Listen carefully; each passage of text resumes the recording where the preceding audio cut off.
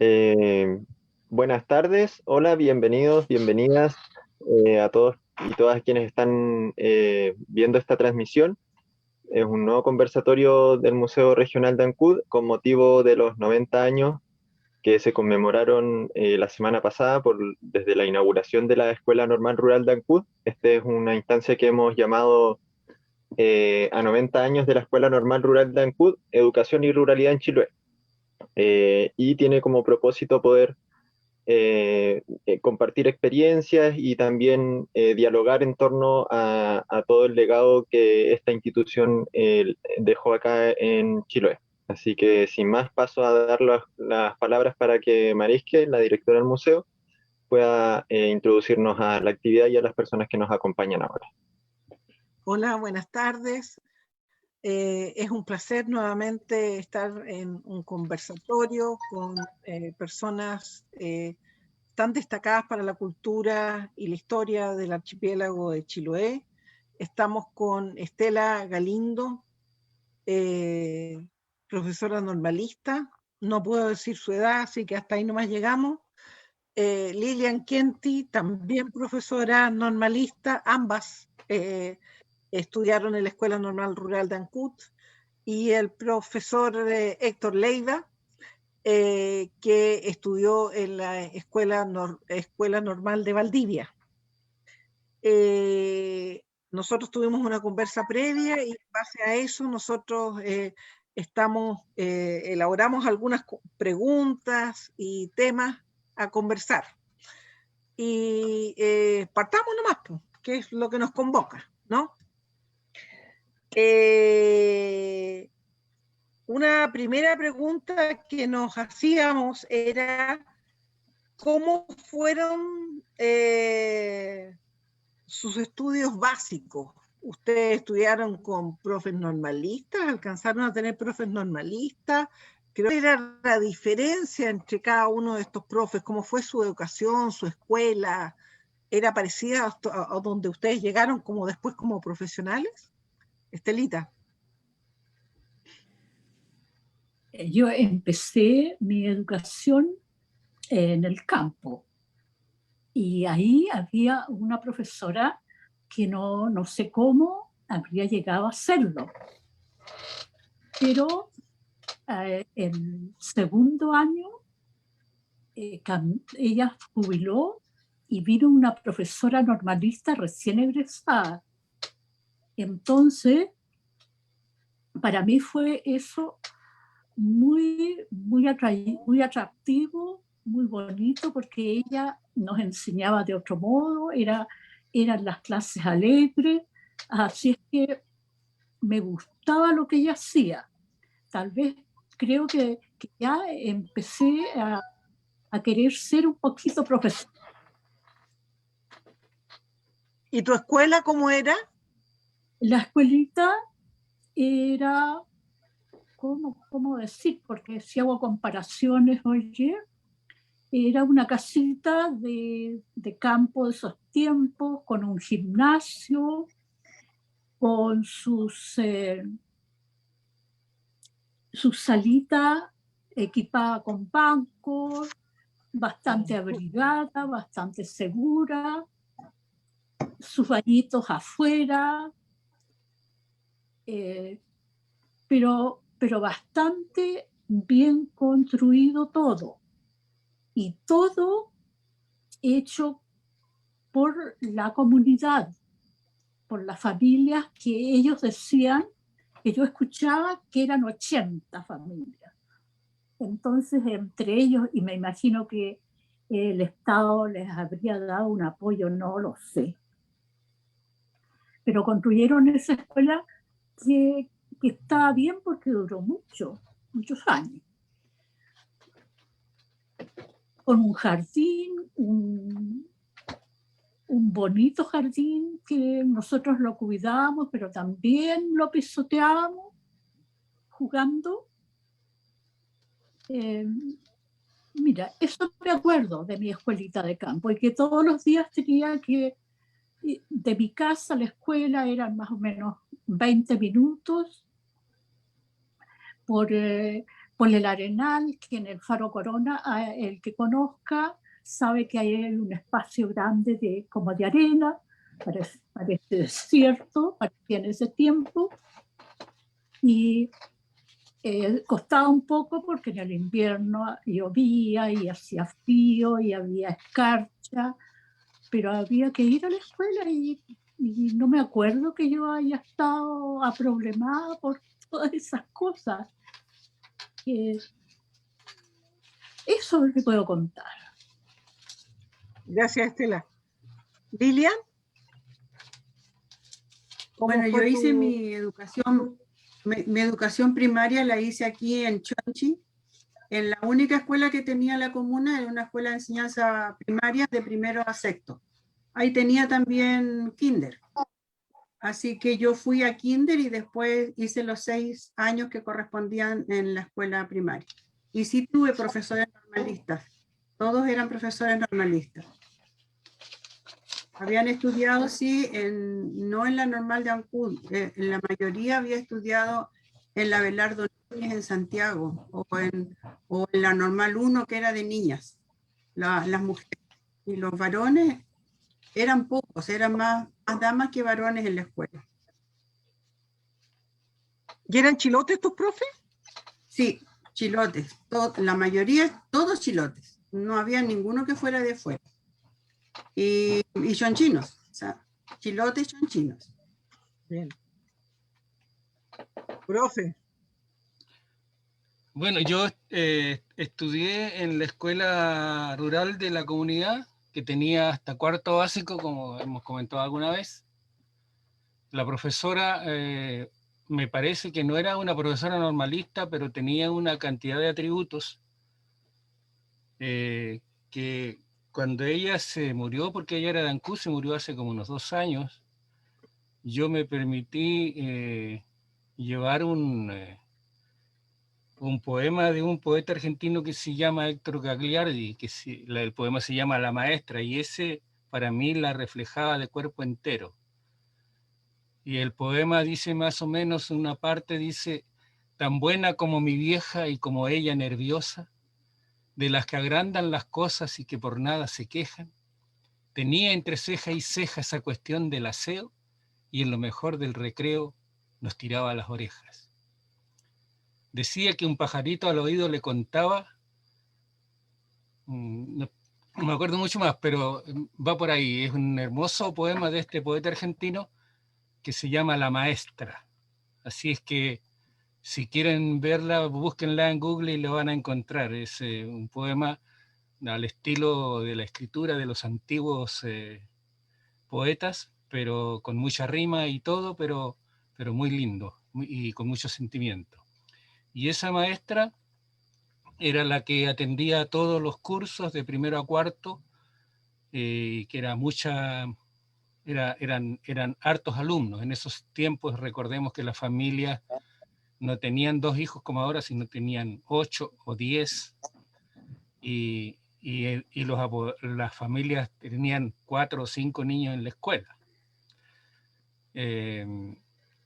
Y de ahí yo, como he comentado también, cuando completé el cuarto básico me fui a Dalcahue, y ese profesor, que era mi profesor jefe, ya eran cursos simples, diríamos.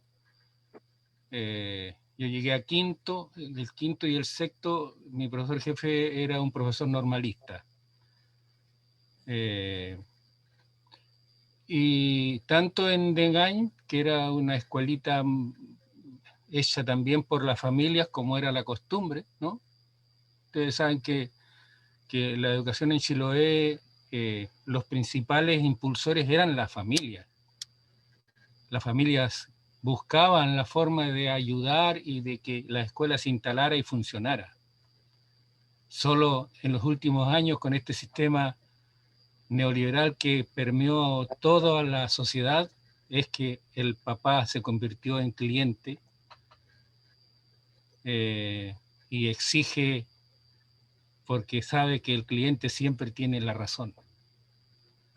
Y muchas veces exige más de lo que las escuelas pueden dar, porque se le ha metido en la cabeza el éxito escolar a corto plazo, y los profes se van trotando o corriendo detrás de los tecnócratas que diseñan los planes y programas. En esos años, la educación era una educación integral, donde los hoy llamados y explicitados objetivos transversales eran inherentes al proceso educativo. Y cada acción del profesor incluía toda esta gama de valores que iban haciéndonos personas, a lo menos en las expectativas, rectas, confiables, etc. Así que esa fue mi formación, que la recuerdo hasta hoy día, tanto la profesora de Degañ como el profesor de Dalcahue, y los profesores de Dalcahue que me enseñaron, eran personas que uno les recuerda hasta el día de hoy, que ya tengo 71 años. Eso. Gracias, profe. Me pongo los anteojos porque como yo tengo 62 nomás, pero igual no veo, a corto, a distancia. Habíamos pensado también que es interesante conversar acerca de cómo ingresaron ustedes a la escuela normal y por qué tomaron esa decisión. Si su familia los apoyaron para entrar a la escuela normal, si tenía costo. También es entretenido saber, lo conversamos hoy día con el equipo, profe, la escuela normal suya en Valdivia, ¿era rural también? Porque la de Estela y Lilian en Ancud era escuela normal rural. Entonces, como esos temas nos gustaría conversar. Si quieren, ustedes también pueden complementarse, si quieren complementarse entre ustedes, no hay ningún problema, ¿eh? En algún momento. No hay problema. Le contesto. ¿Quién quiere empezar? La escuela normal de Valdivia era escuela normal rural, pero en los años en que yo estudiaba allá sufrió un cambio y fue elevada de categoría.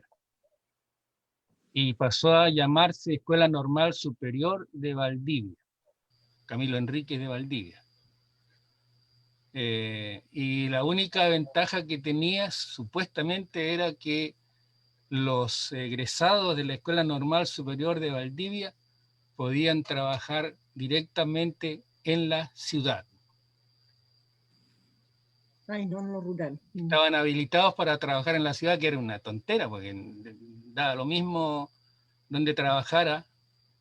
Y no sé cuál sería el objetivo de subirle el pelo, por decirlo de alguna forma, a la Escuela Normal de Valdivia, cuando su formación fue exactamente como había sido siempre, no tuvo ningún cambio.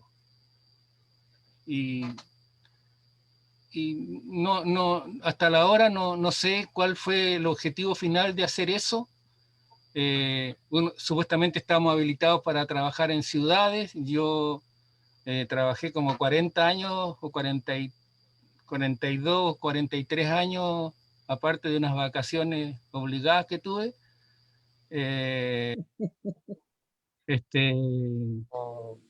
Pero nunca trabajé en la ciudad. Así que... ¿Cómo llegó usted cómo fue su viaje a Valdivia? ¿Y cómo estuvo ahí la relación con los papás, que lo apoyaron en irse? Sí, de hecho la familia se dispuso, la familia entera se dispuso incluso los hermanos, a hacer más de algún sacrificio para que yo fuera a estudiar a la escuela normal. Bueno, lo que también es general a las otras colegas que están en este panel, nosotros teníamos que ir con nuestras cosas. Teníamos que llevar nuestra cama, una serie de implementos de todo tipo para vivir allá. La educación era gratuita y lo que yo no recuerdo haber pagado alguna plata de matrícula o de mensualidad o alguna cosa como esa, nada, todo era gratuito. Y nos íbamos, yo recuerdo que corrí lo que no he corrido nunca más en mi vida cuando fui a buscar, llegó desde el correo que estaba en el sector del cruce de Punta, lo que era la antigua estación de ferrocarril. Ahí había una oficina postal y de ahí trajeron hasta cerca de la casa la carta donde me aceptaban. Y me fui a buscarla y me fui y volví corriendo porque era una alegría tremenda de haber sido aceptado, era un gran logro. Después uno se daría cuenta de que en realidad era un logro, pero también era una tremenda responsabilidad, porque como ya se dijo, los normalistas no podíamos, no sé si en Ancud era lo mismo, pero lo dirán los colegas, en Valdivia no se podía repetir el primer año. Si uno repetía el primer año, se iba definitivamente para su casa.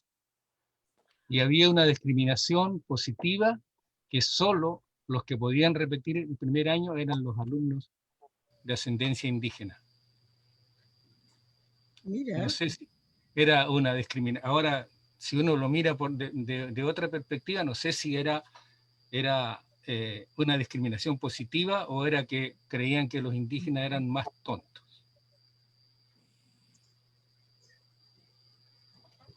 Pero así era. Bueno, Así era. buen dato, gracias. Estelita, ¿cómo fue tu cuento de Corona Ancud? Mira, yo te decía que el hecho de que haya llegado la profesora recién egresada normalista fue un atractivo, pero también había sumo interés de parte de mis padres, sobre todo de mi padre, que había sido un hombre como muchos de los chilotes de Ancud, que había vivido en Valparaíso, porque los chilotes, los de aquí, iban mucho a Valparaíso porque trabajaban, eran marinos mercantes.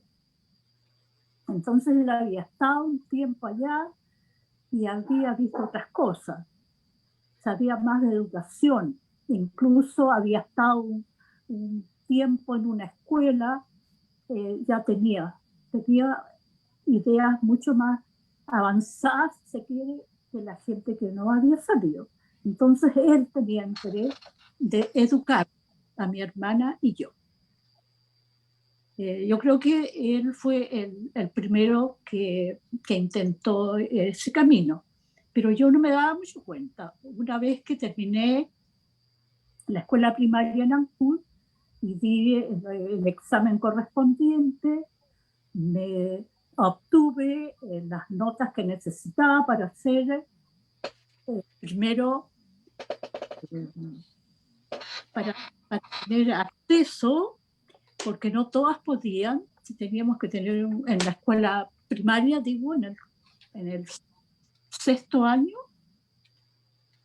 me presenté a la escuela normal y salí llamada. También fue una gran alegría.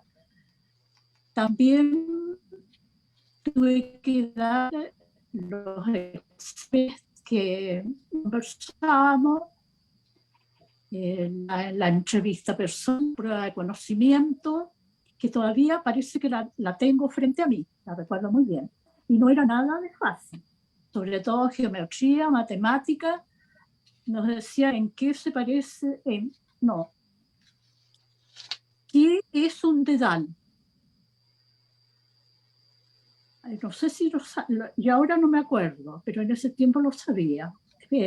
Como cuerpo geométrico o un pan de azúcar, un paralelepípedo, ya. Por ahí va la cosa. Entonces el examen no era tan fácil. Después el examen de canto, que a mí me costó mucho porque no soy buena para cantar, pero que me habían dicho que lo peor que podía hacer era entrar con miedo al examen. Entonces yo dije, trataré de entrar sin miedo. Y entré y me dijeron que iba a cantar y me puse a cantar muy entusiasmada. Lo haría mal, pero lo hice. Y después algo de notas, algo de tarareo, ¿qué es esto? Ya. No lo haría como para un 3 porque después me llamaron a la escuela normal, si no, no me habrían llamado. Y bueno, ya estaba entusiasmada por entrar a la escuela normal, ya sabía que iba a ser una profesora y que era muy, muy bueno para mí, muy bonito. Oye, hay una historia que yo he escuchado por ahí de que tu cama te la trajiste en bote, cruzaste el golfete con la cama en un bote, ¿es verdad o no? Oye, sí, pero si eso no era nada tan extraordinario, si yo creo que ahora se puede hacer igual. Todavía. Los botes eran un auto, por decir, porque la gente los tenía bien hechitos, bien con capacidad. Así que si uno se trasladaba, ponía las cosas en el bote y venía de Corona, que era el lugar bastante cool. Así ¿Y qué era la todo. forma de movilizarse en esa época, o no? No había Claro, otra que era forma. la intemperie y todo eso. Pero fíjate que no sé si estaré mal, pero yo encuentro que no era sacrificado, no era peligroso. Era un buen medio para los tiempos. Yo creo que si ahora volviéramos al bote, la gente estaría encantada. Porque los botes eran una preciosa construcción. Las velas que le hacía la gente eran una maravilla. Se las cosían ellos mismos. Le ponían el palo de acá, el palo de allá, menos vela, este pedazo para este viento. Había que saber hartas cosas, pero ellos navegaban a las millas. Entonces, el transporte no era un sacrificio, no era difícil, Marenque. No sé si yo lo veo así, pero para mí, yo creo que ahora si se intentara fuera hermoso. Linda historia, gracias. Lilian, ¿cómo fue tu historia? Bueno, mi historia comienza con el viaje a Ancud para dar examen de admisión, que era, como dice la colega, no era muy fácil. Para nosotros igual era un poco complicado. Pero afortunadamente lo zanjamos ese problema. Se daba un examen teórico, oral, escrito, sobre diversas materias de educación, específicamente lenguaje castellano, como se llamaba en ese tiempo, matemáticas, historia, algo de ciencias, geografía también. Y después había un examen oral que en el fondo era un poco, yo creo que para ver la personalidad de uno, cómo se planteaba. Porque yo recuerdo perfectamente la pregunta que lo que me planteó la directora que fue después de la escuela normal. Ella me dijo, eres tan pequeñita, porque obviamente tampoco crecí mucho de altura, digo, de deporte, a eso me refiero. Me dice, eres tan pequeñita y si tú no quedas este año en la escuela normal, podrías venir el próximo año a dar el examen de nuevo. Entonces yo le dije tranquilamente, no volvería a venir, porque si no salgo llamada en esta oportunidad significa que no sirvo, por lo tanto no vuelvo a intentarlo. Porque para ir a la escuela normal uno también tenía que estar en los 5 primeros lugares de su curso, tenía que tener buenas notas.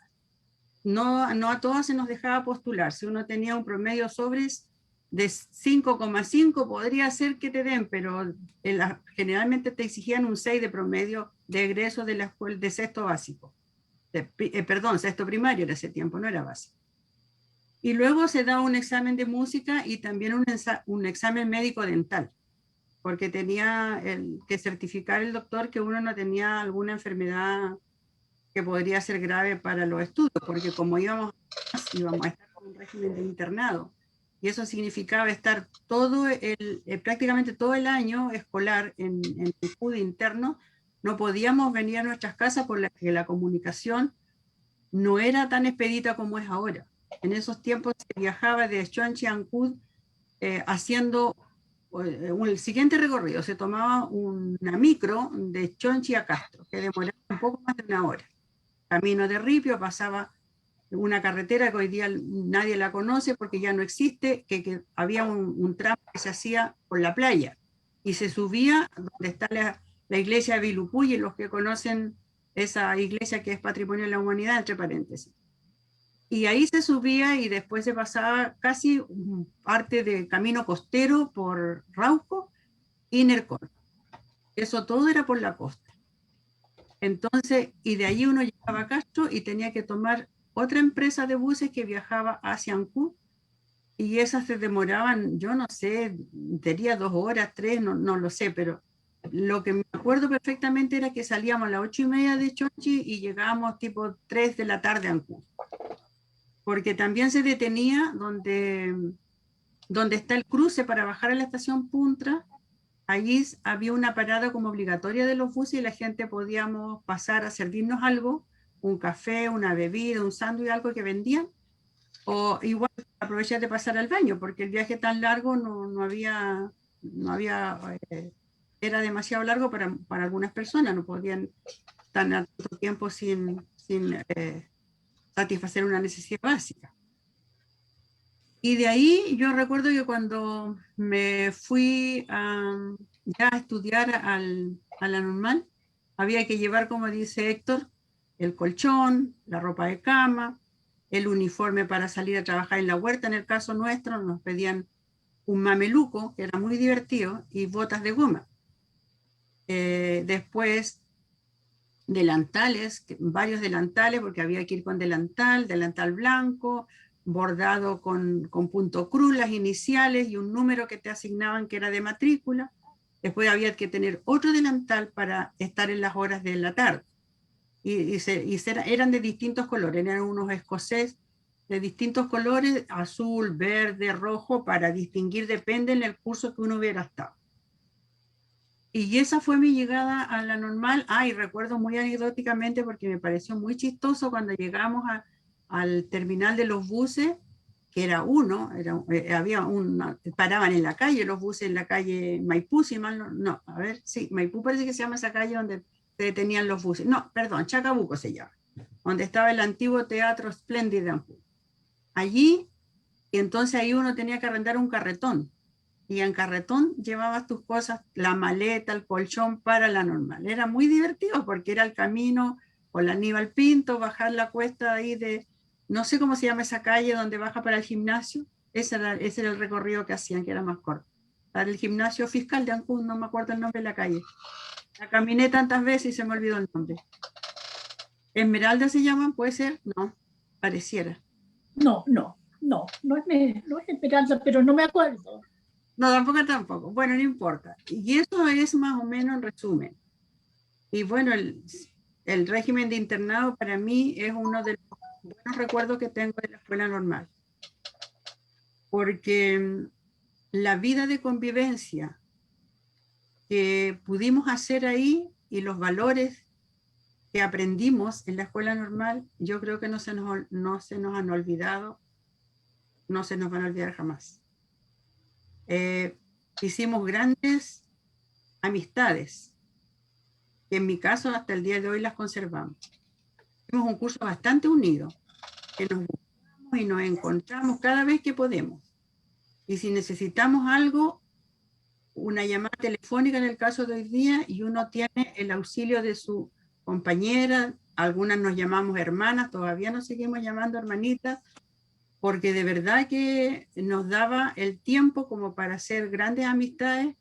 También tiene que haber sido porque llegábamos tan pequeñas, con 12, 13 años las mayores que llegaban a primer año. Eran muy pocas yo tuve como 2 o 3 compañeras que habían estado en el liceo y de ahí habían bajado a primer año a la normal, pero las demás éramos todas, la mayoría éramos de 12 años y medio cuando empezamos el primer año. Y los profesores y los inspectores, las inspectoras básicamente, eran las que se preocupaban de nuestro comportamiento. Y teníamos que un riguroso y estricto reglamento de comportamiento para la normal. Los horarios estaban establecidos, había que cumplirlos. Teníamos clases de lunes a sábado, perdón.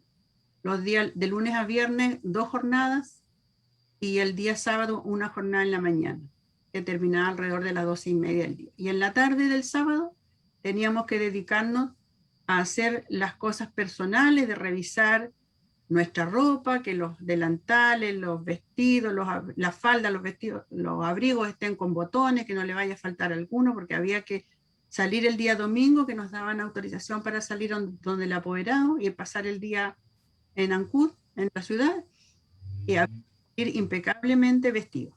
Si uno tenía una pifia, la inspectora lo hacía volver y tenía que arreglarse y salir como corresponde.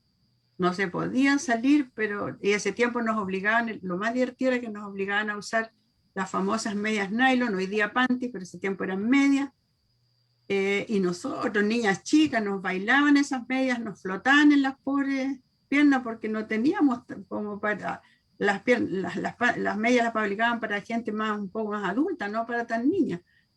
Entonces, habrían a lo mejor en Santiago, pero en Ancud no, entonces era muy divertido y sí se nos rompían con mucha facilidad y con calcetines no nos permitían salir, había que salir con medias. Y pedían un taco de 3/4 o de 1/4 cuando menos, pero tenía que ser zapato con tacón para salir el día domingo, porque era el día de paseo. No era el mismo zapato que teníamos que usar diariamente en el internado. Entonces, pequeños detalles, pero que al final nos fueron haciendo que seamos diferentes en nuestro quehacer. Eso.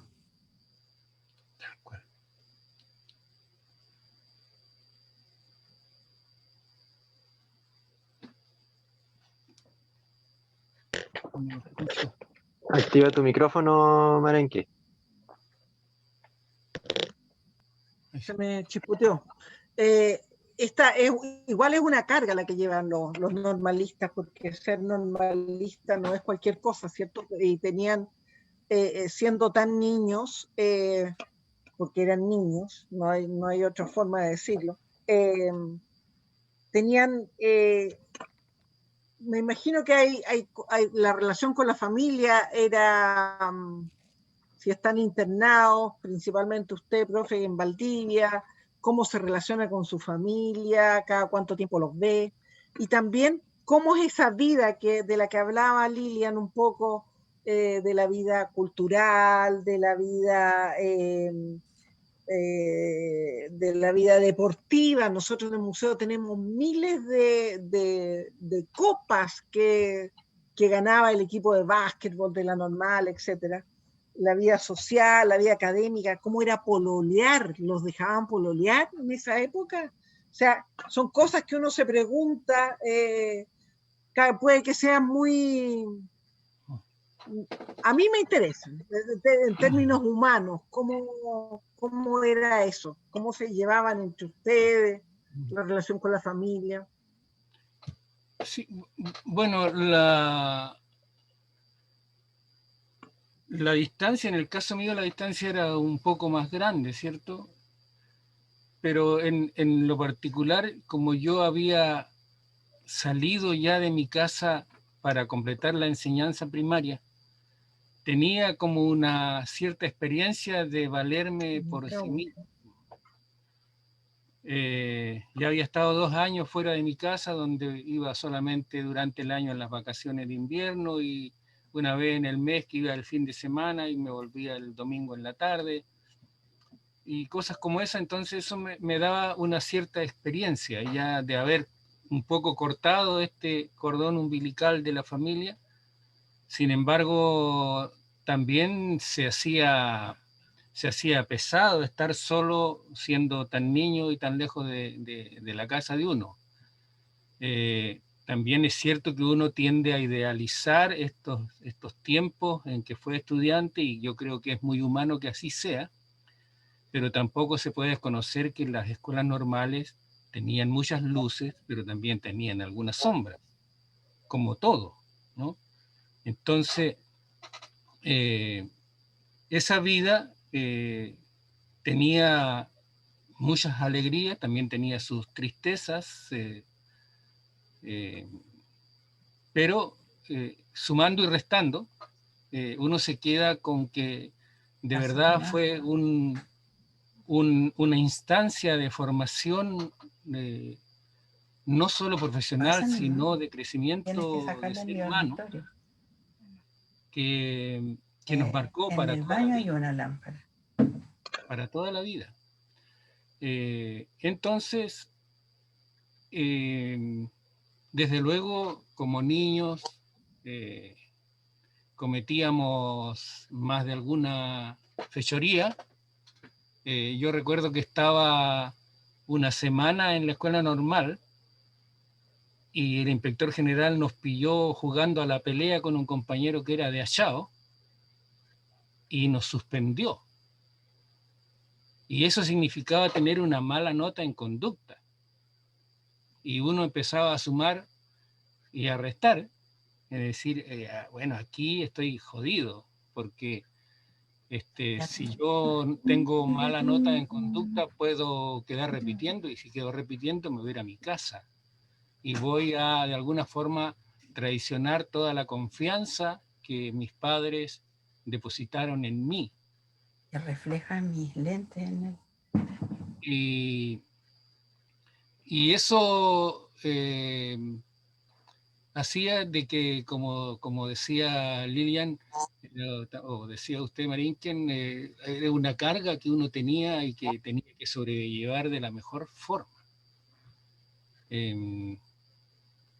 Pero tenía sus cosas buenas. Yo, por ejemplo, me hice lector, que soy hasta el día de hoy, porque como no podía salir el fin de semana, no tenía dónde ir. Nosotros sí salíamos, a diferencia de las de Ancud, nosotros salíamos el sábado en la tarde. Después de las 2 de la tarde podíamos salir, previo paso por la inspectoría, donde nos revisaban si la corbata y el terno oscuro y los zapatos estaban bien lustrados y que no faltara ni un botón ni cosa que se le parezca, y si uno iba perfectamente bien podía salir, y si no, volvía, arreglaba lo que tenía que arreglar y volvía a presentarse, pero tenía que pasar por la inspectoría para que le dieran el visto bueno.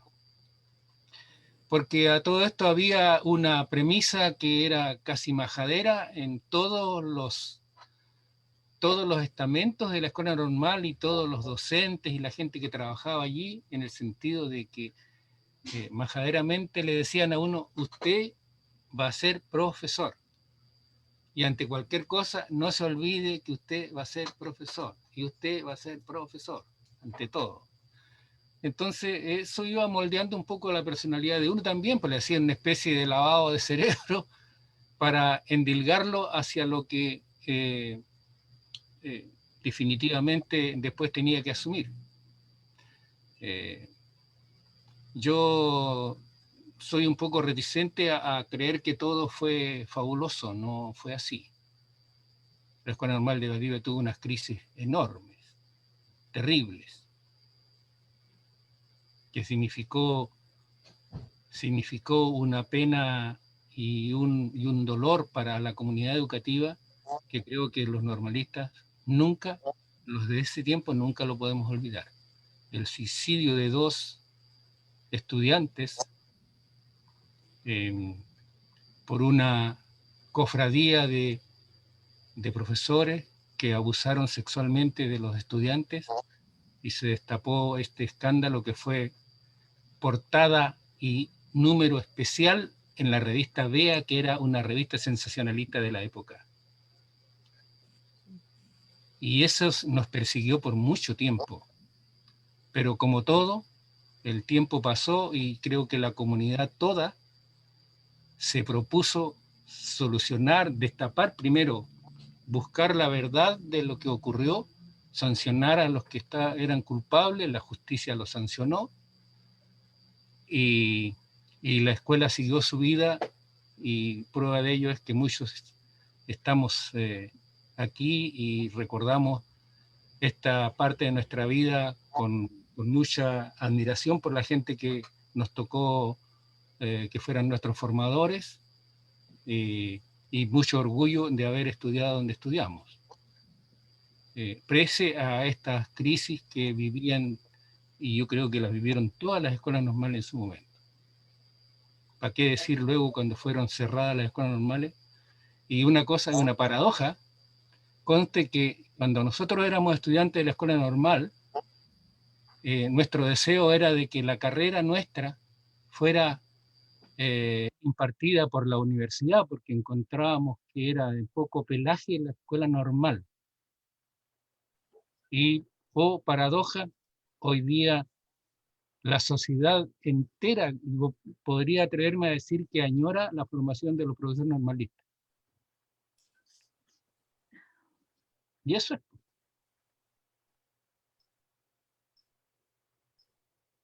Su micrófono. De nuevo. Estelita. Bueno, yo estoy recordando más mi estada en la escuela. Es verdad que uno tiene la tendencia, parece, a encontrar todo mejor de lo que fue. Pero me acuerdo que en lo de las notas, ya, era importante porque había que superarlas, no pasar no repetir, no tener 3 más de, ¿cómo eran? Si tienes 3 rojos, quedas repitiendo. Ya, eso era. Más la nota en conducta, en aseo y presentación personal, y en modales y cortesía. Como manual de Carreño. Así era. Entonces había que descubrir qué era todo eso. Y yo creo que se descubría porque uno pasaba, uno rendía en eso, rendía los exámenes de presentación personal. Y en eso tengo yo un recuerdo medio gracioso, porque en el curso mío, a lo mejor en los otros no, había una profesora, sería de metodología o algo por ahí, de especialidad, que nos decía: cada día que ustedes van a la escuela, piensen que van a una fiesta. Tienen que ir bien arregladitas, como éramos todas mujeres, y ya había empezado el maquillaje y habían empezado las rayitas de la ceja y todo eso. Significaba que teníamos que ir así, con la ropa mejor, muy ordenada, muy bonita. ¿Y qué me han dicho? Me encantó, porque a mí me gustaba el maquillaje, me gustaba hacer la línea de las cejas y trabajar en eso con las amigas. Y parece que eso lo seguí toda mi vida.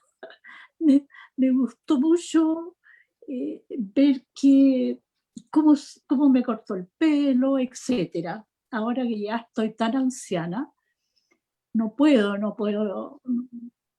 ir a la peluquería, pero si pudiera, estuviera yendo cada vez, ahora con la pandemia menos.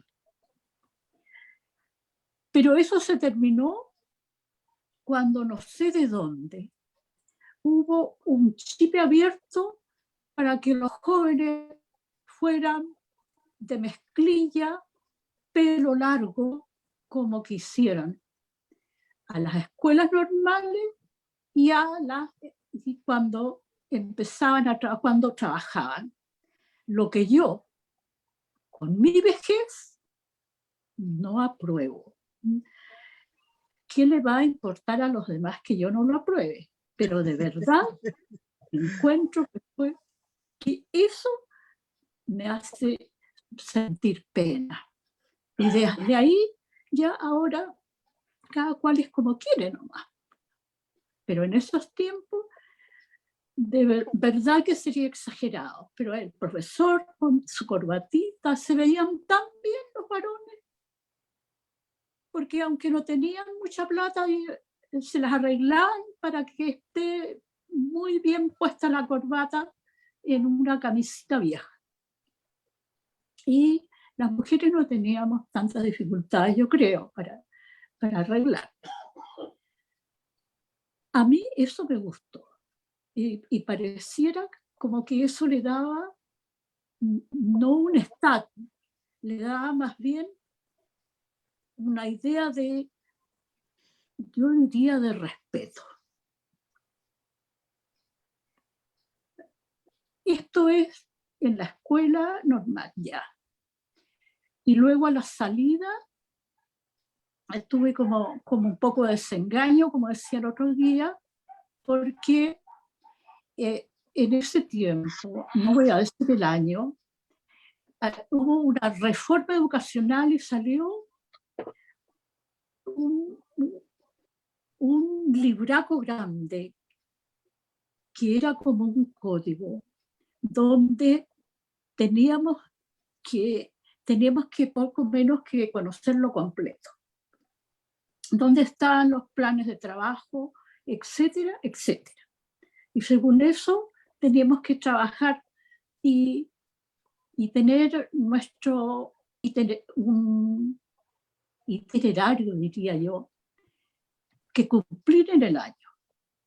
Pero cuando llegué a la escuela, vi que no podía avanzar porque la asistencia era irregular. No tenía los materiales, los elementos necesarios para hacer tal o cual actividad. En fin, una serie de dificultades que me hacían pensar que lo que yo traía como un objetivo, como con muchas ganas de realizar, estaba lejos de ser posible. Eso. Gracias, Estela. ¿Y la experiencia de usted, de Lilian, en términos de cuando empezaste de cuando empezaste a trabajar, cómo fue tu experiencia llegando a la escuela donde te Mira, tocó? mi experiencia, bueno, estuve un año cesante. No pude trabajar inmediatamente. Yo me titulé el año 68 y el año 69, aunque habían escuelas desocupadas, no tuve opción. No viene al caso analizarlo ahora, pero no pude trabajar. Me fui, tuve que abandonar mi querida isla e irme a trabajar a la provincia de Yanquihue. Y allí tuve una experiencia muy buena. Tuve de directora a la señora Flora Soto, que fue una brillante directora en la escuela rural de Correntoso, que era una escuela pequeña, pero tenía séptimo y octavo en ese tiempo ya, de primero a octavo entonces, y con un régimen, y tenía internado para las niñas grandes de séptimo y octavo.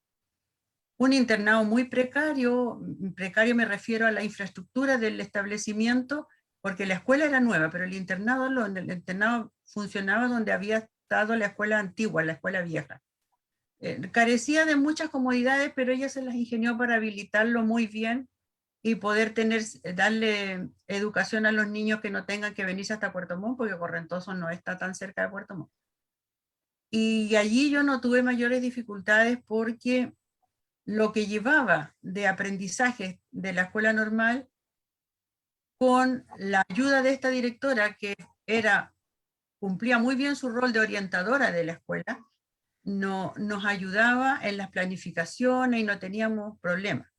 Tuve la suerte de tener un solo curso, un tercero básico, recuerdo perfectamente. Y después me fui a trabajar a la cordillera, a Futaleufú, y ahí era una escuela completa, con enseñanza, incluso con enseñanza media. Tenía prebásica, básica y media.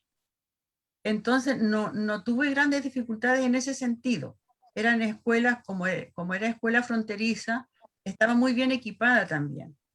Pero también después tuve, cuando me volví a mi comuna, a Chonchi, me tocó trabajar en una escuela que yo no la había visto nunca. Y ahí lloré, pero lloraba de rabia y de impotencia, de que no hicieran nada, que no se moviera nadie de la comunidad, ni los profesores, ni la autoridad, menos se preocupara. Esa escuela funcionó por años.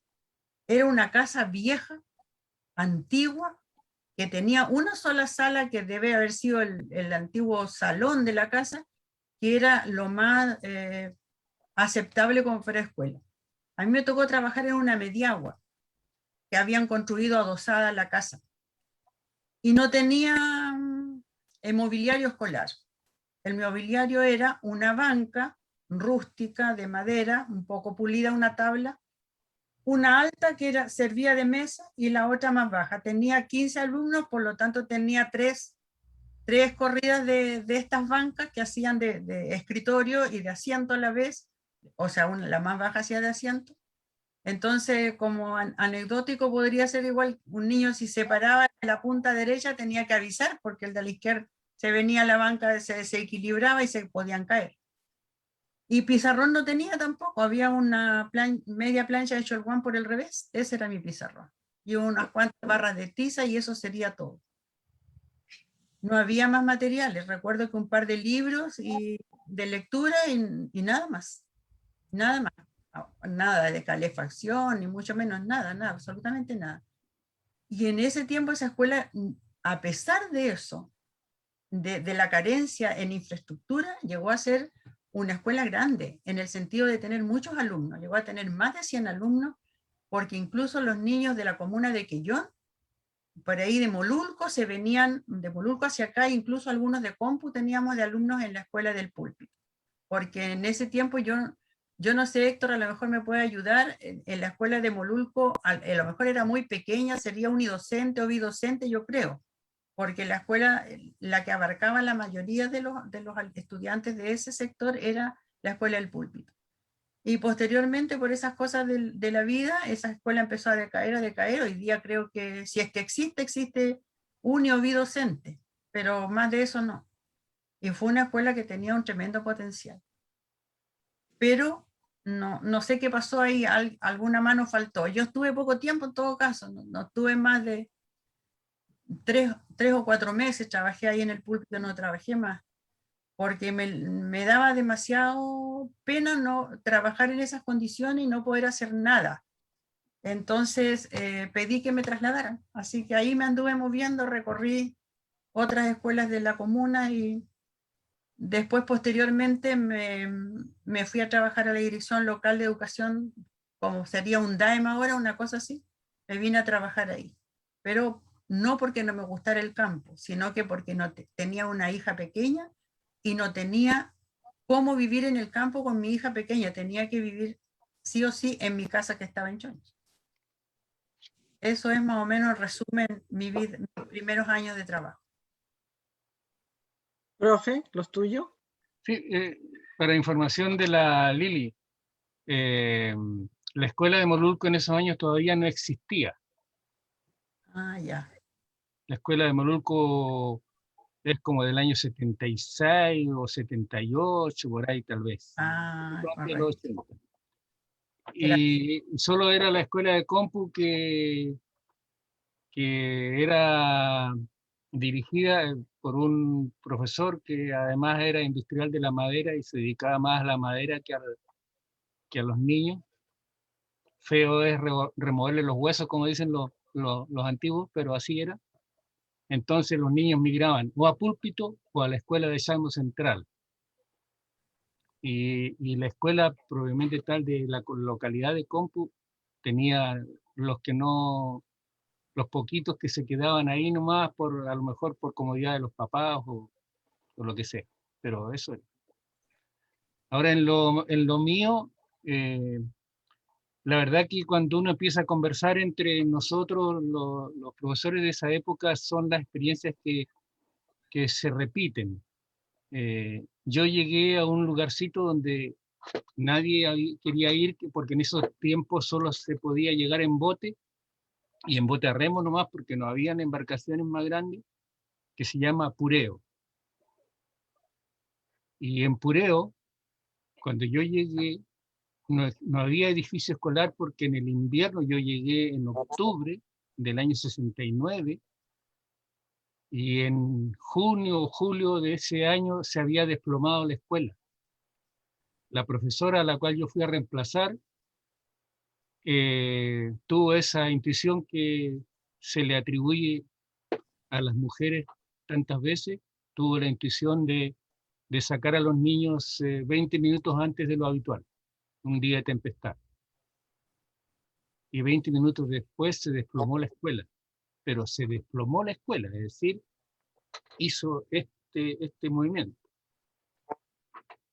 Con tal que cuando yo llegué el profesor había rescatado el profesor que quedaba y que asumió la dirección de la escuela, había rescatado los pocos muebles que eran unos bancos que en el museo, no sé si hay alguno, que el asiento del de adelante en la espalda tenía la mesa del de atrás. De atrás. Que eran unos bancos de muy buena madera, algunos los desarmaron después porque eran de Raulí, creo, el material con los cuales estaban construidos. De Raulí y lacados, eran de una factura muy buena, lo malo que eran incómodos. Y la ergonometría no corría mucho ahí, pues. No eran ergonómicos los asientos. De tal suerte de que él, que tenía un almacén, ¿cierto? Solían tener estas cosas, los profesores que estaban muchos años en los sectores rurales también, oficiaban de comerciantes, y él tenía una bodega y ahí se había instalado él con todos los alumnos.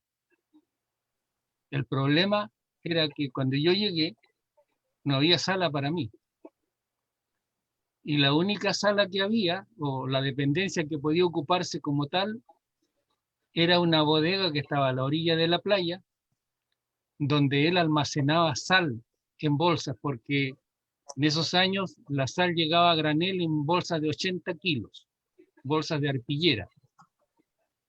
Y él tenía esa casita que no tenía ventana, tenía 2 hoyos en la pared para ventilación y una puerta como puerta de jardín, con las tablas separadas.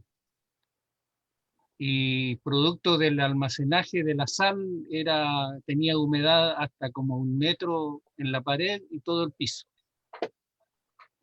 Así que ahí me llevé yo a los alumnos más grandes, que eran los que podían resistir mejor. Y ahí empecé a hacer clases y estuve casi 2 años trabajando en esa bodeguita que tenía unos 5 metros de largo por unos 2,5 de ancho. Y como estaba a la orilla de la playa, cuando había tempestad teníamos que abandonarla porque la ola chicoteaba en la playa y pasaba el agua hasta el otro lado de la pared. Y yo siempre que me preguntan sobre esto y lo cuento, repito que quizás una de las cosas que más en la escuela normal sin quererlo nos inculcó fue la resiliencia. Y esta experiencia mía, que no es única ni exclusiva, sino que es común a una cantidad enorme y desconocida de maestros y maestras de esa época, que se las arreglaban como podían, como decía Lilian, que no tenían pizarrón, es decir, lo que buenamente la gente podía ponerles a disposición. Todo se centralizaba en Santiago.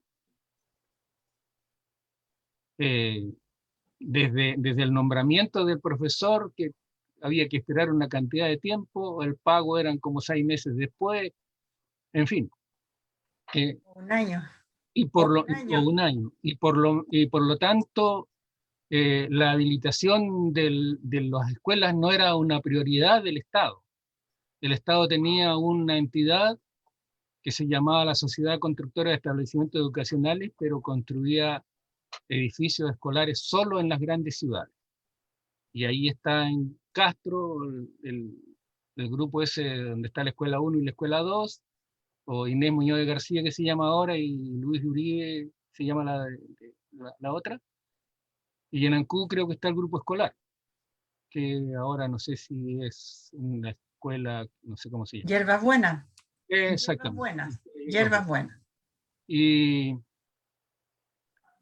así es que había que arreglárselas, y yo insisto mucho en este concepto. Nadie que yo conozca de los que tuvimos estas experiencias sintió que era ni héroe ni mártir. Era lo que le tocó, y ahí tenía que echar mano, y ahí aprendía, en la dura, aprendía recién a ejercer la pedagogía con las pocas o los pocos medios con que contaba. Y entonces, como decía Estela, los planes y demás diseños curriculares iban al carajo, y uno tenía que empezar a atender a los niños como mejor podía. Entonces, eso tal vez sirve. A mí cuando me preguntan, yo siempre lo pongo en la mesa, porque lo que hemos conversado antes, la gente de hoy día, yo a mis colegas más jóvenes en la escuela les decía, si ustedes los hubieran mandado a trabajar en el lugar donde yo fui a trabajar, es que ahora ustedes presentarían un recurso de protección. Y bueno, yo trabajé toda mi vida en forma precaria hasta el año 2003, que en el lugar donde trabajaba se hizo una escuela nueva. Ahí recién yo conocí una sala con calefacción, conocí unas aulas bien construidas, con baños, con todo eso. Todo el resto siempre fue en la comunidad indígena, donde trabajé más de 35 años. Los viejos hicieron la escuela como podían, acarreando tejuelas, hombres y mujeres, haciendo minga, beneficio, y esa era la vida. Ahora uno lo ve con una especie de romanticismo, pero había que pelar el ajo muy bien pelado ahí cuando uno trabajaba, sobre todo en invierno. Las mujeres sobre todo sufrían mucho. Yo trabajé en esa escuela de donde trabajé finalmente hasta que me retiré. Fue construida por los papás como un anexo de otra, y el año 74, en tiempo de dictadura, la dictadura cierra la escuela y envía a los niños a la escuela madre, diríamos, a los niños y los profesores. Y la gente, los padres de familia y la comunidad se negaron a mandar a sus niños a la escuela. Y entonces uno lo mandaron a una escuela que estaba más hacia Quellón, que se llama Kilómetro 14, y otros definitivamente se quedaron en su casa. Mientras tanto, los padres de familia estaban toda la semana golpeando las puertas de la gobernación y se negaron a mandar a sus niños a la escuela.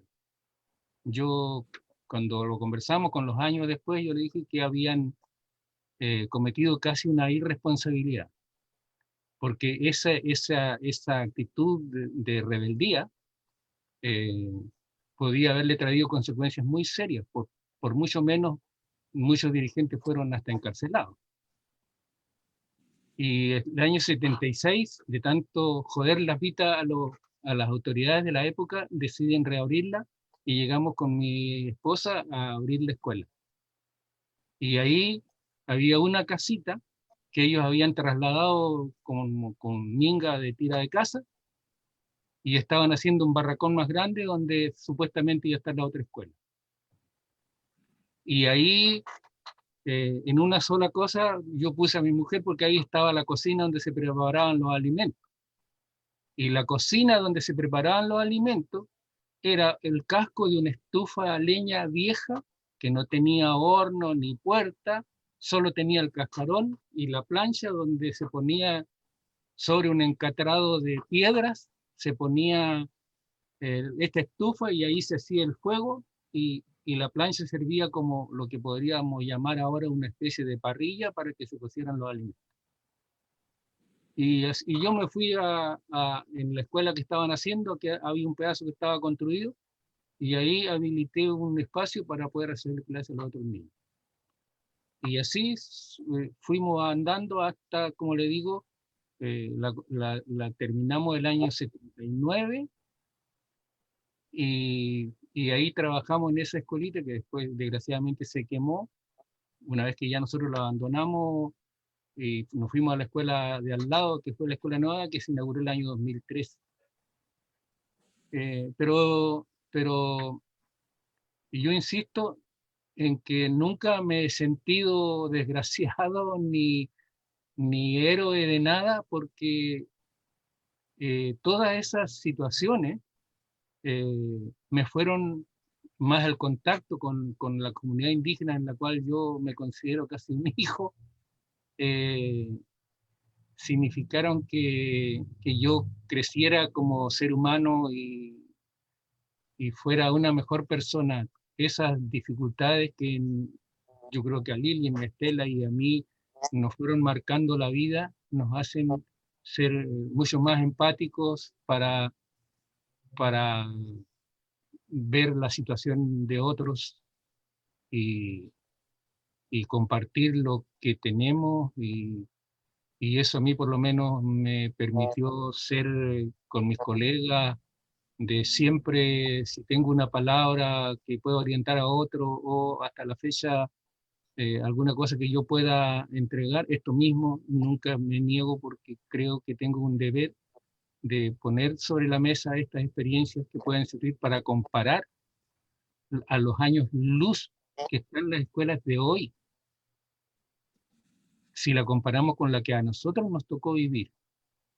Yo me hice un poco poeta haciendo poemas en la escuela, porque no había. Había que echar a andar la imaginación y poner al servicio de los estudiantes los aprendizajes que uno logró tener en la escuela, ya sea en las manualidades, o en la música, o en la recreación, o en el deporte. Eran otros que tenían más habilidades. Y ahí vemos que los profesores fueron agentes de cambio en muchas comunidades. Algunos derivaron a caudillos políticos, pero ya esa es otra historia. A mí me gustaría complementar un poco lo que dice Héctor, porque la realidad de muchas escuelas no es tan diferente a lo que Héctor cuenta. Entonces, capaz que por esa capacidad de resiliencia que la mayoría se nos inculcó a fuego en las escuelas normales, fue que nos hizo que de repente te quedabas conforme con lo que la autoridad te decía. Ya, le vamos a construir una escuela. Iban a hacer una visita, te doraban la piel, decía sí, lo tenemos en proyecto, pero de ahí a que resulte, podían pasar no sé cuántos años. Y resulta que el profesor con nada hacía. Y lo que yo quiero resaltar es que los niños aprendían. Y recuerdan a lo que aprendían. Yo, como digo, en el púlpito estuve muy poquito, pero recién me acabo de acordar que hace un par de años atrás, 3 años más o menos, fui un día a un taller de cestería que estaba dando una joven artesana. Y yo llegué, como ya estaba el grupo, llegué atrasada, llegué y pregunto, digo, permiso, buenas tardes, algo así, y dije, ¿quién dirige el curso acá? ¿Con quién tengo que hablar? Que vengo atrasada, disculpe. Y se acerca una mujer joven y me dice, ¿cómo está, señora Lilian? Yo le digo, nos conocemos, yo no me acuerdo de ti. Dijo, yo no me he olvidado de usted. Dije, ¿y por qué no te has olvidado de mí? Dije, ¿qué cosa? Siempre yo pienso, ¿qué hice de malo? ¿Por qué me está recordando? No, me imaginé algo bueno. Entonces me dice, usted fue mi profesora en el púlpito. Y de verdad yo no la recordaba, porque fue muy poco tiempo el que estuve. Y me dice, yo la recuerdo mucho a usted, y ¿sabe por qué me acuerdo más? Me dijo, usted me enseñó a bailar cueca. La verdad es que no lo sabía. Pero, y esas son las cosas que a uno como profesor, a mí en lo personal, me reconforta más que me den no sé cuánto de dinero. Los profesores que queremos nuestra profesión, somos felices cuando un alumno nos dice lo bueno o lo malo que hicimos con ellos. Y yo creo que eso no se compra en ningún mercado. Y los niños, como digo, vuelvo a repetir, los niños aprendían y con lo mínimo que el profesor tenía y tenía que inventársela. Cuando Héctor dice, yo me hice poeta, yo estoy recordando a mi querida amiga Manuela Subiabre, que Héctor la conoce muy bien, una folclorista de Chonchi, que ya está cumpliendo muchos años, ya no está muy bien físicamente. Ella hacía libretos. Tenía una habilidad extraordinaria para hacer libretos y, por ejemplo, para enseñar el combate naval de Iquique a los niños, ella hacía los libretos y disfrazaba a un niño de Arturo Prat y al otro de Condel y hacía los diálogos, pero era con lo que ella sabía de historia, iba armando los diálogos. Tenía un material precioso, lamentablemente habíamos hecho un compromiso que la que primero empiece a irse un poco de este mundo, le iba a dejar de herencia a la otra, pero no pudo ser. Así que por ahí los tendrá, yo creo, entre sus recuerdos estarán las cosas de Manuela, pero tenía un material precioso. También de otra profesora que yo no voy a olvidar y también es un par de años mayor que nosotros nada más, doña Norma Vidal, directora de la Escuela Rural de Caguachi. Yo la conocí, pero yo en otras circunstancias. Y ella inventó un método de lectura y de aprendizaje para 2 alumnos ciegos que tenía en su escuela. Ella trabajaba, yo vi como un día, yo le dije, pero ¿cómo lo hace para enseñarle a la niña? Yo vi a la niña ciega, que me parece mucho que es hermana del chico Millán que toca acordeón. Enrique. De Enrique. Entonces, ella llevaba un personal estéreo, era lo máximo que teníamos en esa época, y ella se lo prestaba a su alumna, le grababa las clases y la chica podía escuchar. Entonces con eso ella se ayudaba y así permanecía como un alumno más en la sala.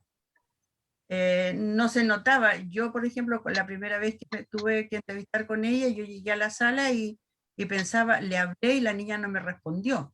Claro, yo no sabía que ella no veía, porque ella tenía como, no tenía el problema tan grande como Enrique. Así que, por ejemplo, de esa gente que inventaba métodos, se las ingeniaba de 20.000 maneras. Y bueno, la señora Norma ya era más contemporánea que nosotros en la escuela, pero en el sentido de que en la escuela ya habían llegado mejores materiales, había apoyo, el ministerio estuvo por años con el programa de desarrollo de la educación básica rural, y yo creo que ese fue un muy buen aporte y que rindió muy buenos resultados en las escuelas donde los colegas hicieron un poco de las orientaciones del ministerio, lo hicieron suyas, pero adaptando el currículum a su realidad escolar.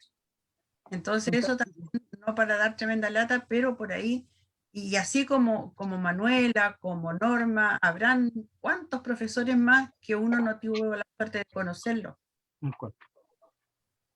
Estela, a mí no, quedamos como, queremos saber cómo esos conocimientos de agricultura, de oficios que ustedes aprendían en la escuela normal, ¿cómo los enseñaban?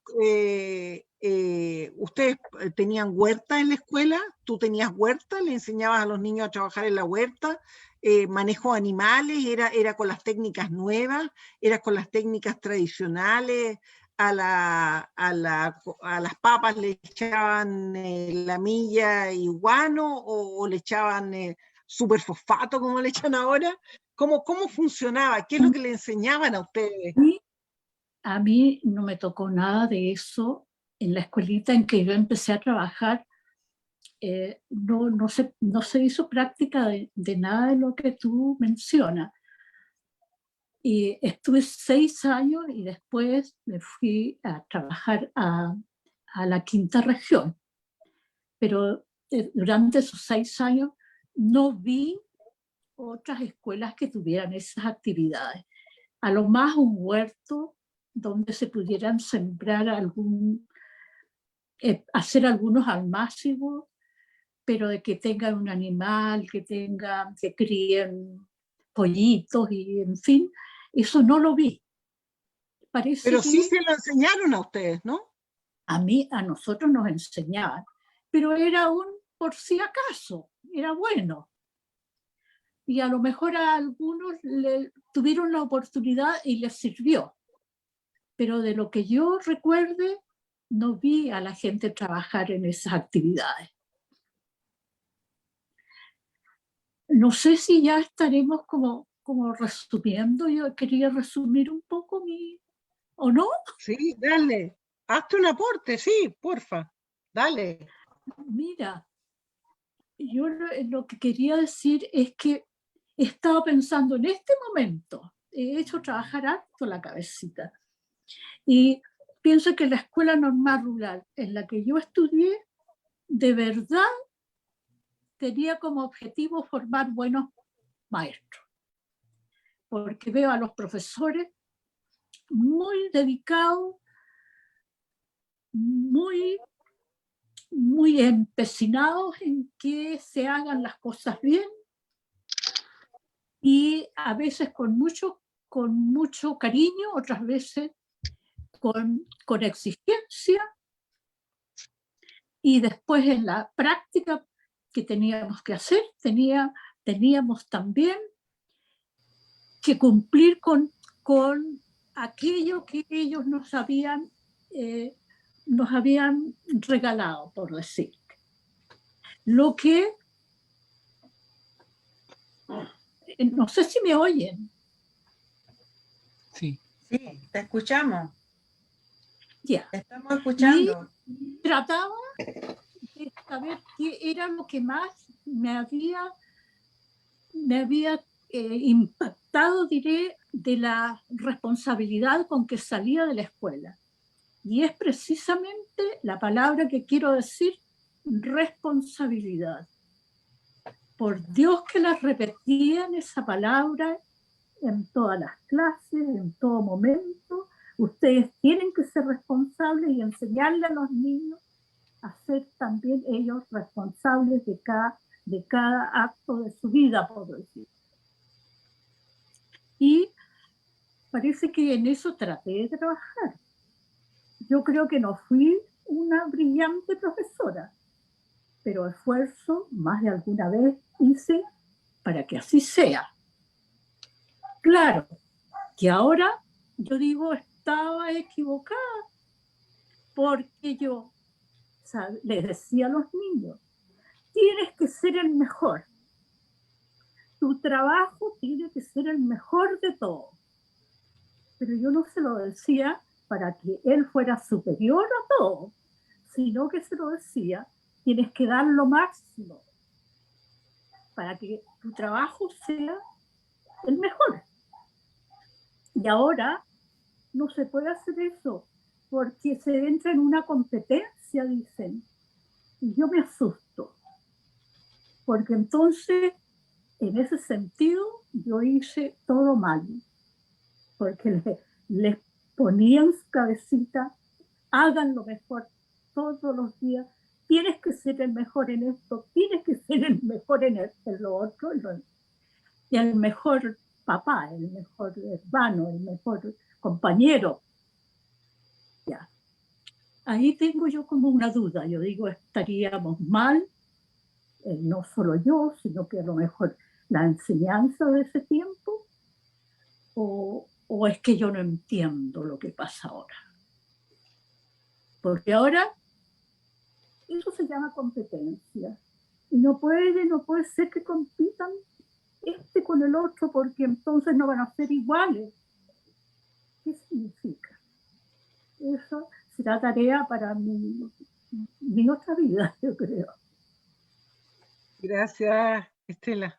Un millón de gracias. Lilian, ¿quieres algo para cerrar? Tengo una montonera de saludos. Sí. ¿Quieres escucharlo? Mira, ¿Saludos? ¿Ah? Lilian, dale. Mira, yo solo quisiera aportar de que invitar en realidad a los colegas que están hoy día, que tienen la oportunidad de ejercer la docencia, que trabajen con el mejor de sus empeños posible para sacar adelante a estos jóvenes.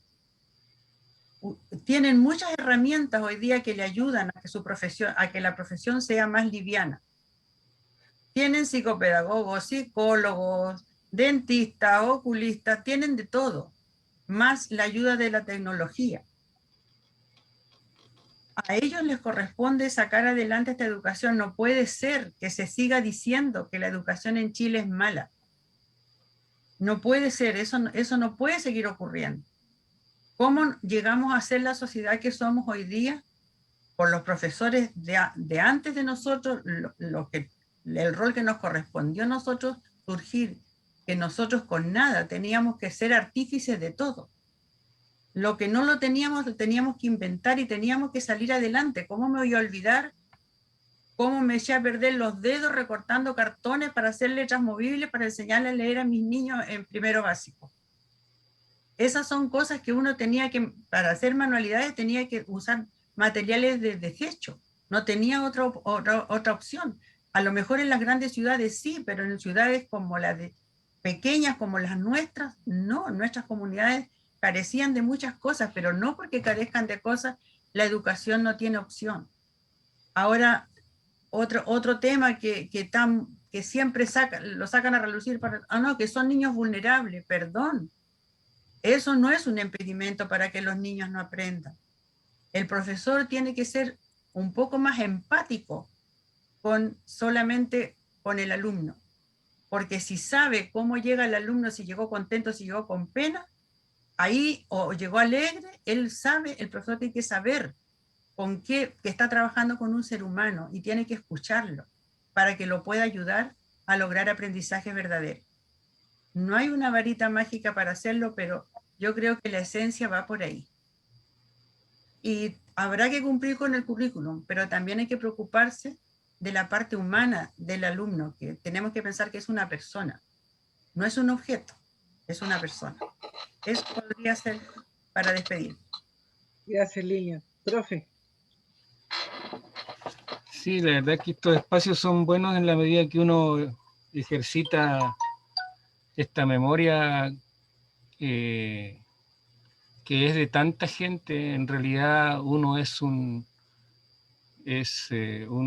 testimonio de los tal vez miles que existieron y existen todavía en este país. Si bien el profesor no tiene la valoración que tenía en la sociedad, sí hay gente que se esfuerza y saca adelante. Tal vez la precariedad de las comunidades hoy día no sean o sean tan o iguales como las que nos tocó vivir a nosotros, pero existen otras precariedades en términos de comunidades humanas que están sumidas en un consumismo que los agobia, en niños que tienen vulnerabilidades emocionales, y ese tipo de problemas tal vez nosotros no los tuvimos porque la familia estaba estructurada de otra forma. Había una autoridad patriarcal casi en la familia que hacía de que había uno que manda y otro que obedece. La escuela era uno que enseña y el otro que aprende. Aun cuando la vida da muchas vueltas y la vida educativa también, en términos de que ya hay experiencias escolares hoy día en que hay uno que enseña y otro que aprende. Y no olvidemos que en las escuelas el pupitre del profesor estaba más alto que los alumnos. Entonces, de ahí nacía también una visión un poco autoritaria de la educación. Y esas cosas tenemos que analizarlas también. Es decir, nosotros fuimos instrumentos del tiempo que nos tocó. Tal vez no nos tocó la letra con sangre entra, pero nos tocó un poco mejor nomás. Yo he dicho, la escuela también era hija de su tiempo. El Estado usaba la escuela como un instrumento de asimilación cultural y eso lo sabemos muy bien. Yo que trabajé más de 35 años en comunidad indígena, sé de lo que estoy hablando.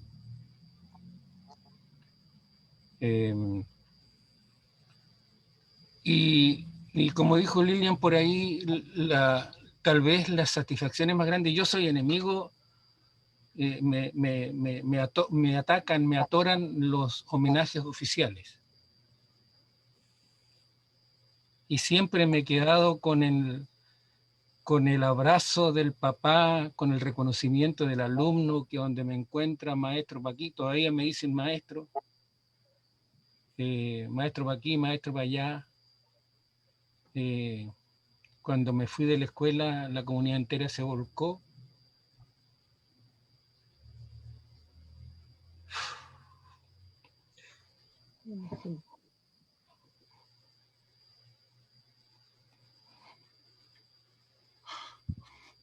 Ánimo, Héctor. Ánimo. Bueno, disculpe, pero siempre me emociono cuando hago estos recuerdos. Y no quisiera parecer que pongo un poco el dedo en la llaga, pero nosotros para, en justicia, valorar lo bueno que teníamos, también tenemos que hacernos cargo de las cosas que no eran tan buenas. Y entre nosotros también hubo gente, profesor normalista, que usaron sus cargos autoritariamente para hacerse ricos en las comunidades, comprándole a precio de huevo las cosas a los vecinos de la localidad. Y eso, hay testimonios montones también de eso. Entonces, es cierto que es feo esto de recordar esas cosas, pero son cosas que también ocurrían. Y yo me quedo, de nuevo voy a decirlo así como en la escuela normal, yo también vi que habían luces y sombras. En la educación que nos tocó vivir a nosotros también habían luces y sombras, pero me quedo con las luces. Repito, me quedo con ese, yo terminé haciéndole clase a los nietos de mis primeros alumnos en esa localidad. Y tanto el abuelo como en este caso, el abuelo, el nieto, o el padre, el hijo y el nieto, tienen tengo con ellos esa misma relación hasta los días de hoy. Y hoy más que nunca me siento tan orgulloso de que mi alumna Hilda Buentello sea candidata constituyente. Muy bien, muchas gracias. No, agradezco la emoción. Yo creo que todos los que estamos, formamos parte de los que estamos siendo parte, de los que estamos organizando y los que están viendo este conversatorio. Ha sido demasiada emoción. Yo quisiera entregarle unos saludos que están llegando. Claudia Aguilar Mancilla, muchas felicidades a todos quienes cruzaron las aulas de este maravilloso establecimiento. Mi querido padre, que en paz descansa, se formó ahí. Mario Aguilar Díaz de Achao. Bendiciones a todos y todas. Sandra Verónica Oyarzún. Mi padre Humberto Oyarzún Oliva, que en paz descansa, estudió en la Escuela Normal Rural de Ancud.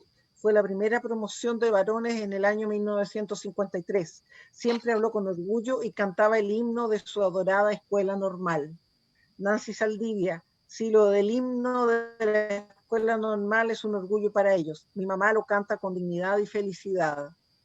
Entre libros de Quellón dice, un orgullo ver al maestro Héctor Leiva, mucha historia y sabiduría sobre sus hombros como profesor de Quellón.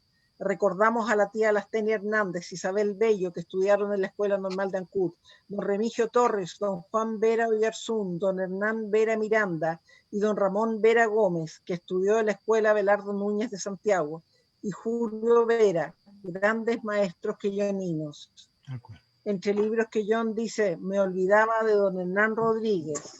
Mariana Soto, qué importante conocer las experiencias de estos grandes profesores. Entre libros que John dice, emocionada doña Estela, Dios la bendiga mucho. Alejandra Carimán Davis dice, agradecida de esta experiencia maravillosa de escuchar sus experiencias. Me recuerdan las memorias de mi padre en su adorada escuela normal. Me emociona el corazón escuchar su pasión y el amor por el territorio de los niños y niñas de Chiloé.